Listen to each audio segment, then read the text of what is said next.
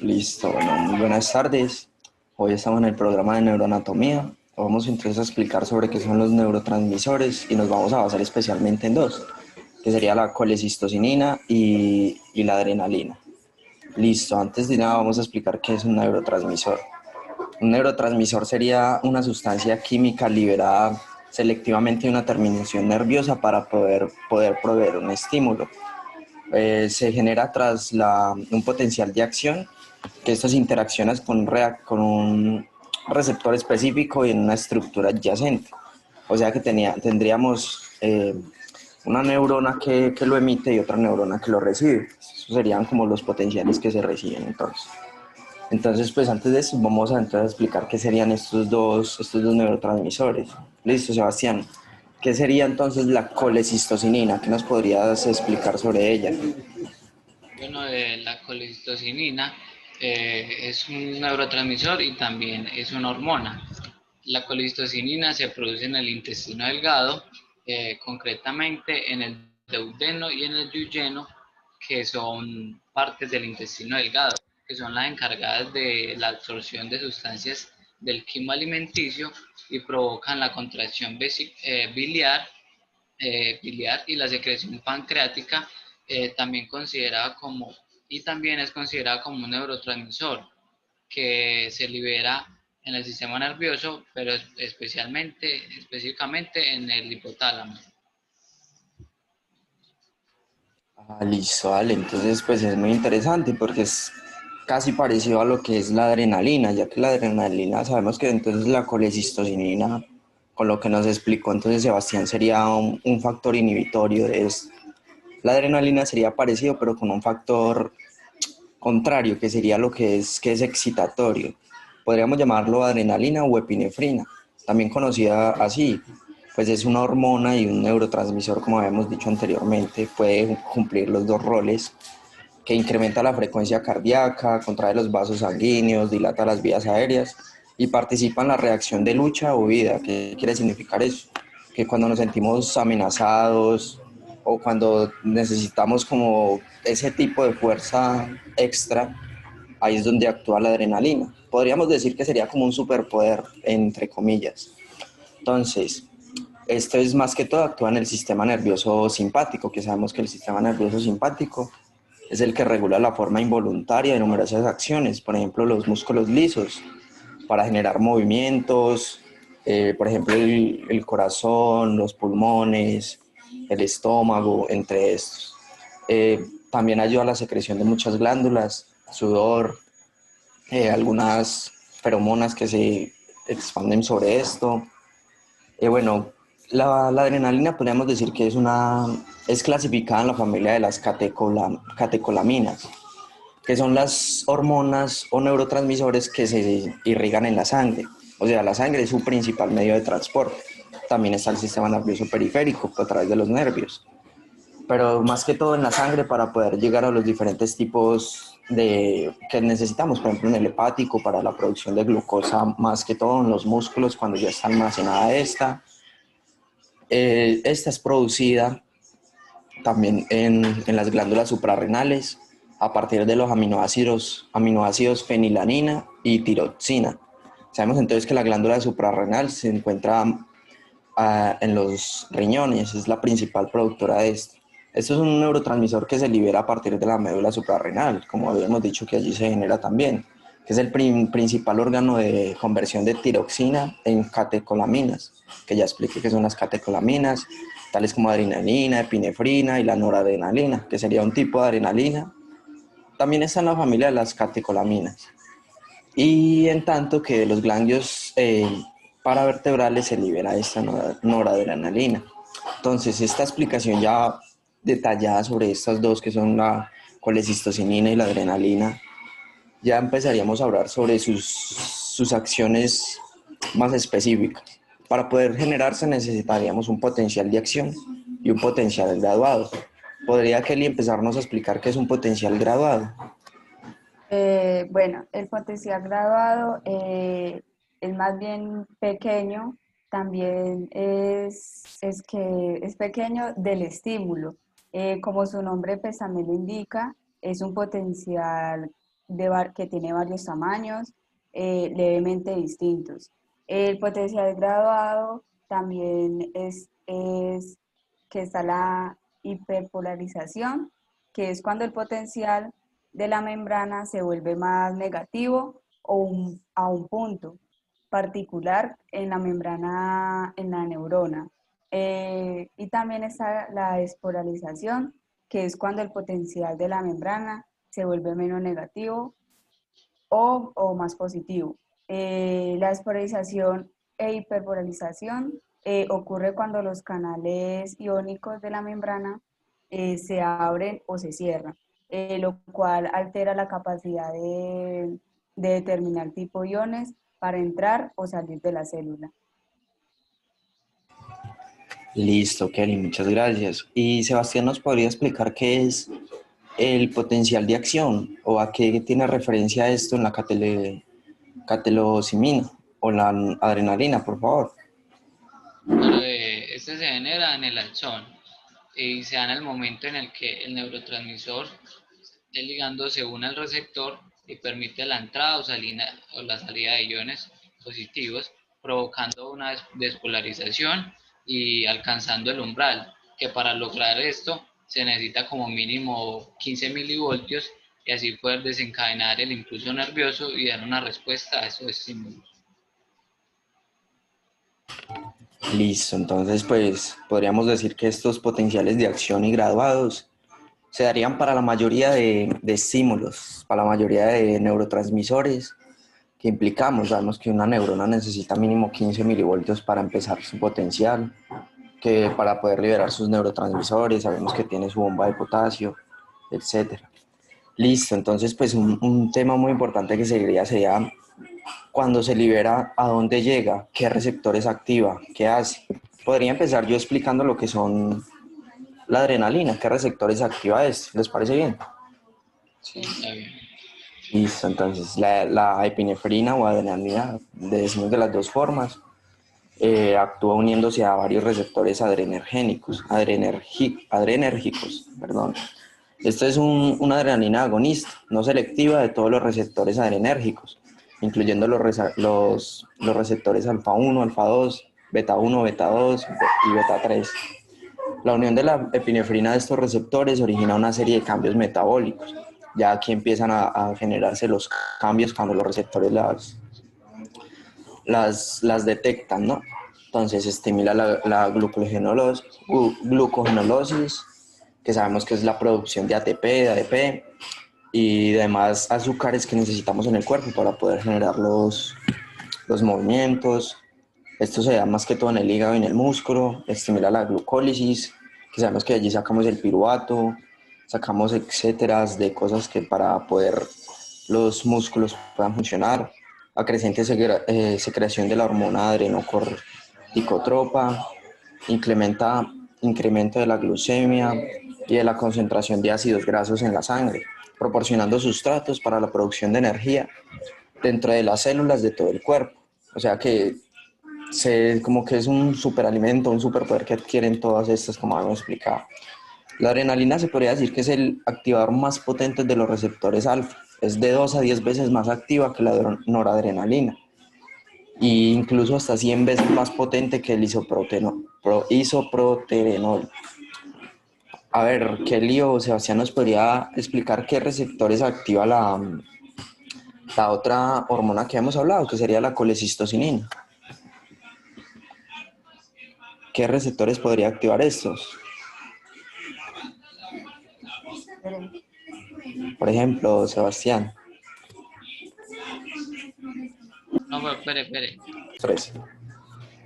Bueno, los receptores que activan la colecistoquinina o la gratinas son la colecistoquinina 4, la colecistoquinina 8, la colecistoquinina 33 es la activación de los receptores, invocan la secreción de la amilasa por las células acinales, pancreáticas, ácidos y pectinina por las células de la mucosa gástrica, que también es la contracción del píloro y la vesícula biliar.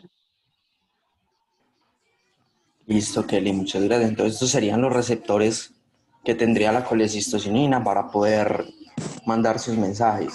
Sebastián, ¿nos podría explicar las funciones que podría hacer esto? Cuando llegan, cuando son receptados, ¿qué funciones aplican el cuerpo? ¿Qué podría hacer? Claro, pues como hormona, la colecistocinina da una señal de saciedad eh, y tiene diferentes funciones en el sistema gastrointestinal. Una de ellas estimula la relajación y la apertura del esfínter de Ovid, que es un músculo que se abre en respuesta a la comida con los jugos digestivos biliares y pancreáticos entre el duodeno y se mezcla con los alimentos para hacer la digestión.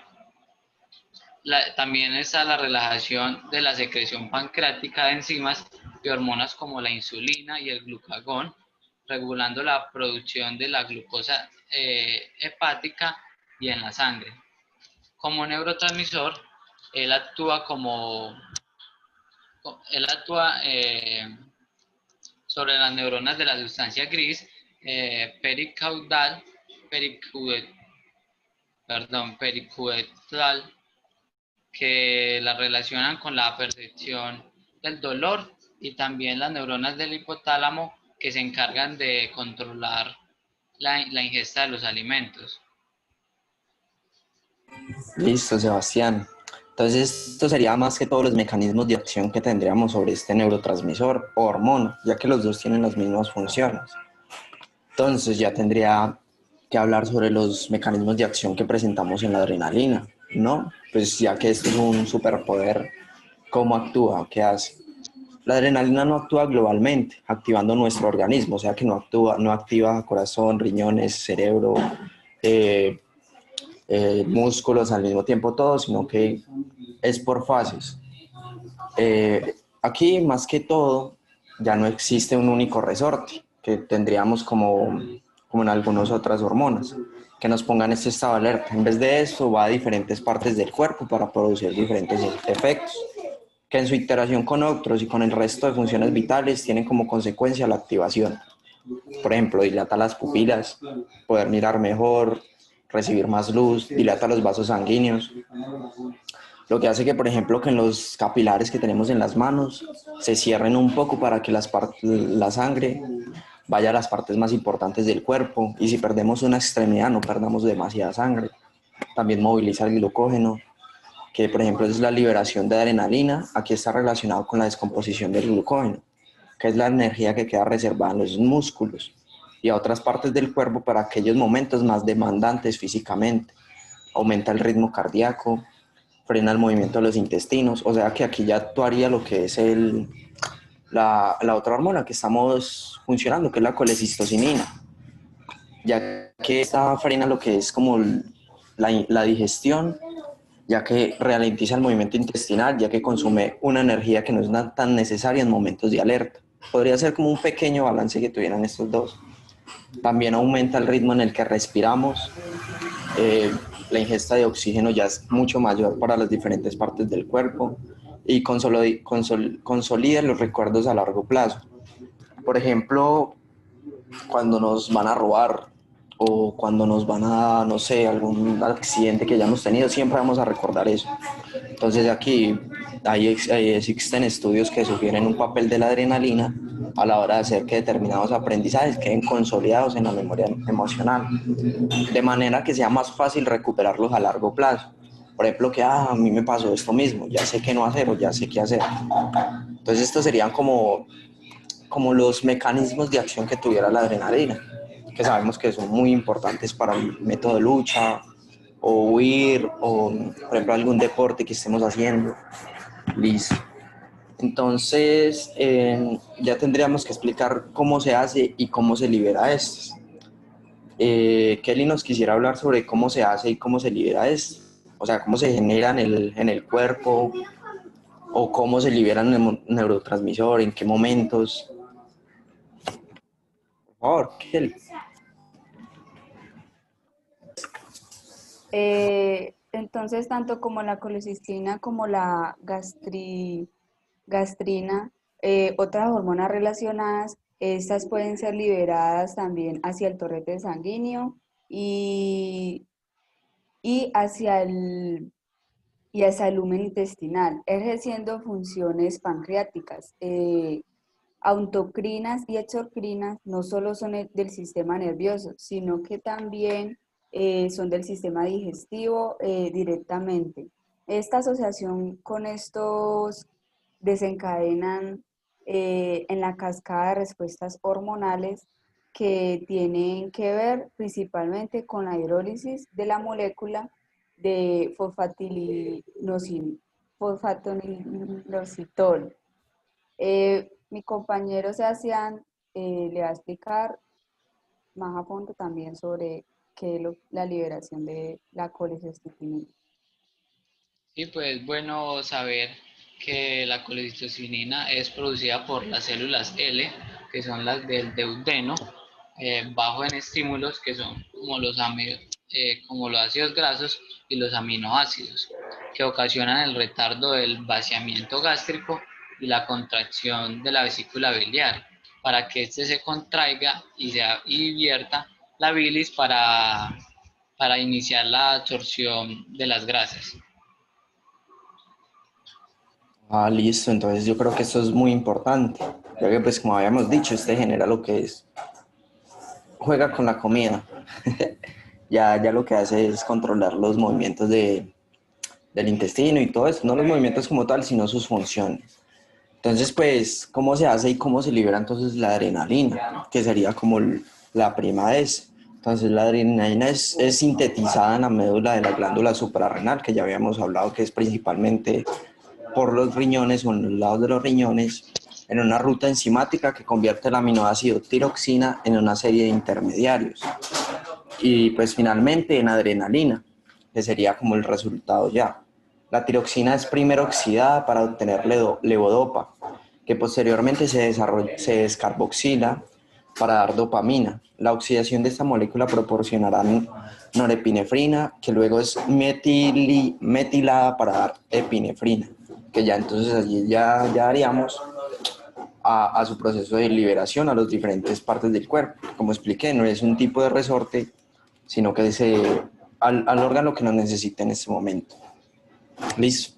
Entonces, pues algo muy importante es, listo, estas hormonas son la maravilla, hacen muchas funciones. Pero ¿qué pasa si en el cuerpo tendríamos exceso de estas o si esta se produce mal, se produce en cantidades o muy pocas cantidades? ¿Qué pasaría con la colecistocinina si se produciría en exceso? ¿Qué pasaría entonces allí? Y pues si hay un exceso de la colecistocinina, eh, no se han encontrado pues muchas patologías que afecten al humano por haber un exceso, pero sí,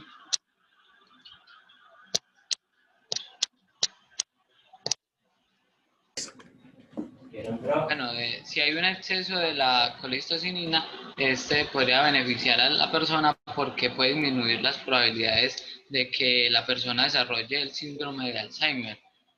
¿Por qué? Porque tiene una alta expresión en la formación de un proceso cognitivo como lo es la memoria. Entonces, no se conocen pues muchas patologías que afecten al humano. En cambio, por lo contrario, si hay falta de este neurotransmisor, tendría un resultado adverso. ¿Por qué? Porque se culpa a este neurotransmisor de las personas obesas, porque tienen un nivel muy bajo en colecistocinina al promedio, pues que es lo normal, lo que puede contribuir a problemas con un aumento del apetito. Entonces, hay una mayor dificultad para perder peso. También la deficiencia de la colecistocinina hace parte del síndrome de mala absorción, lo que significa que el intestino delgado no puede absorber los nutrientes de los alimentos. Eso es básicamente. Listo, entonces sería como una parte muy interesante. Entonces, pues ya yo entraría a explicar entonces qué serían los efectos de exceso de adrenalina. Listo, entonces un exceso de adrenalina sabemos que sería como un tipo de droga, ya que lo que hace esto es excitar el cuerpo o excitar las partes. Un exceso de adrenalina puede tener consecuencias negativas para el organismo. Algunas de ellas son la hipertensión, cefalias, ansiedad, náuseas o insomnio. De hecho, hay personas adictas a la adrenalina que sabemos se puede inyectar para tipos de problemas médicos o cosas así. Lo que se conoce como el síndrome de Pontius. ¿Qué es el síndrome de Pontius? Es un síndrome que afecta la percepción del afectado frente a actividades de riesgo. Ya por un exceso de adrenalina nos sentimos demasiado confiados y ya los peligros no los percibimos como tales. Este síndrome se debe generalmente al exceso de adrenalina en el cuerpo, lo que provoca una distorsión de la percepción del peligro y por ende las actividades de alto riesgo son vistas como pacientes con actividades totalmente normales. Y eso se puede ver muchas veces, por ejemplo, gente que no tiene temor a nada. En un caso es bueno, no tenemos temor a escalar una montaña, montar bicicleta, hacer algún deporte, pero no tenemos como consecuencia los peligros que esto puede atraer, que puede acarrear. Entonces, ¿qué más tendríamos acá? ¿Serían los efectos negativos o los defectos? ¿Qué pasaría si no se generara bien? Si generaría anormalidades, patologías. Kelly o Sebastián tienen algo que comentar sobre estos en la colecistocinina. ¿Algo que agregar sobre esto? ¿Kelly le gustaría hablar? Ah, entonces no escuché. Claro, César, pero por ahí mirando yo responde. Ay, espera que Porque esto está grabando. bueno, entonces yo le voy a hablar cómo se elimina el exceso de la endorfina de los neurotransmisores. Esto estimula la secreción de ácidos líricos en el estómago, también favorece la digestión mediante la descomposición en los alimentos. Pues esto regula también la pancreática de las enzimas y las hormonas, también como la insulina, eh, el, también regula la producción de la glucosa, la hepática y en la sangre. Pues esto es lo que elimina pues lo de las hendiduras sinápticas de la colicistocinina. Ah, listo, vale, muchas gracias, Kelly. Entonces, pues yo creo que con esto ya culminaríamos lo que son todas las características de estas dos hormonas que sabemos, hormonas y neurotransmisores, que sabemos que son muy interesantes. Está bien, muchas gracias, chicos. Bueno, gracias.